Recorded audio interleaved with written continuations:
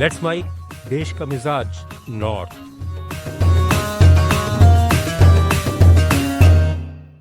ये है let's mic more than radio. आप सुन रहे हैं उत्तर भारत की खबरें। इलाहाबाद हाई कोर्ट ने प्रयागराज की टैगोर पब्लिक स्कूल की कक्षा 11वीं की एक छात्रा द्वारा स्कूल की वर्दी नीति को चुनौती देने और हिजाब पहनने की अनुमति मांगने वाली याचिका खारिज कर दी है। जस्टिस जे मुनीर और जस्टिस इंद्रजीत शुक्ला की पीठ ने कहा कि एक गैर सरकारी निजी शिक्षण संस्थान को अपने परिसर में समान ड्रेस कोड निर्धारित करने और लागू करने का अधिकार है। पीठ ने पाया कि याचिकाकर्ता ने यह साबित करने के लिए पर्याप्त तथ्यात्मक या कानूनी सामग्री प्रस्तुत नहीं की है कि हिजाब पहनना इस्लाम में एक अनिवार्य धार्मिक प्रथा है। न्यायालय ने कहा है कि स्कूल में कोई अन्य छात्रा, यहाँ तक कि उसी समुदाय की छात्राएं भी हिजाब नहीं पहन रही थीं। हाईकोर्ट के फैसले पर इस्लामिक सेंटर ऑफ इंडिया और मरकजी चांद कमेटी फरंगी महल के चेयरमैन मौलाना खालिद रशीद फरंगी महली ने कहा है कि पर्दा, हिजाब या स्कार्फ इस्लाम का एक अहम हिस्सा है। इसका जिक्र कुरान और हदीस में मिलता है। यह कहना कि यह इस्लाम का ज़रूरी हिस्सा नहीं है, सही नहीं है। जहाँ तक स्कूल या कॉलेज की यूनिफॉर्म की बात है तो सभी छात्रों को नियमों कायदों का पालन करना चाहिए, लेकिन यदि कुछ लड़कियां हिजाब पहनती हैं तो यह उनकी शालीनता को दिखाता है। यह स्कूली नियमों या कायदों के खिलाफ नहीं है, इसलिए माननीय कोर्ट को अपने फैसले पर फिर से विचार करना चाहिए। As far as the uniform of any particular school or college, all the student must follow all the rules and regulation.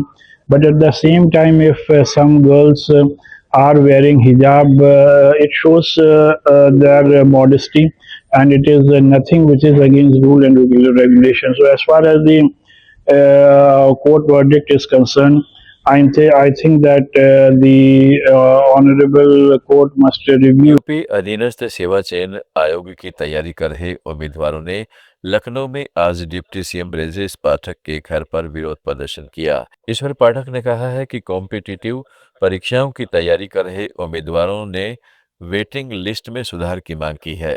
हमने लोक सेवा आयोग के चेयरमैन से कहा है कि उनकी चिंताओं का जल्द से जल्द समाधान किया जाए। भर्ती के लिए वैकेंसी के विज्ञापन भी जल्द से जल्द जारी किए जाने चाहिए। हमने जो अध्यक्ष हैं उनसे बात की है और शीघ्र से शीघ्र इनकी बातों को सुनकर के निस्तारित किया जाए और शीघ्र से शीघ्र जो सभी भर्ती के विज्ञापन के लिए पद निकलने उनको निकाला जाए। हर स्थिति में हमारी सरकार अपने युवाओं के साथ खड़ी है, छात्रों के साथ खड़ी है।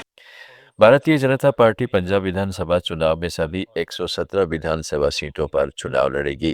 भाजपा के महासचिव संगठन BL संतोष ने पटियाला में कहा है कि पंजाब बदलाव के लिए तैयार है और पार्टी चुनाव जीतकर राज्य में सरकार बनाएगी। संतोष पंजाब के 2 दिन के दौरे पर हैं।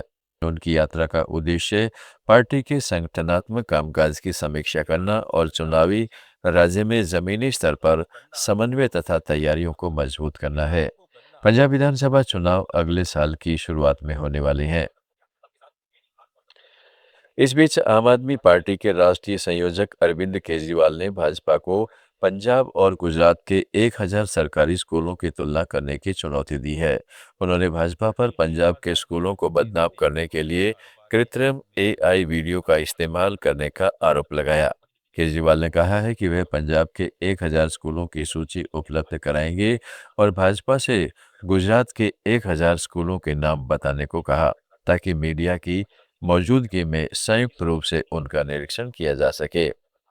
लद्दाख के लेह में सोशल एक्टिविस्ट सोनम वांगचुक ने बताया कि 24 अगस्त से 24 सितंबर तक पूरा एक महीना 24 सितंबर 2025 की घटनाओं को याद करने और उनके सम्मान में मनाया जा रहा है। यह एक काला दिन था।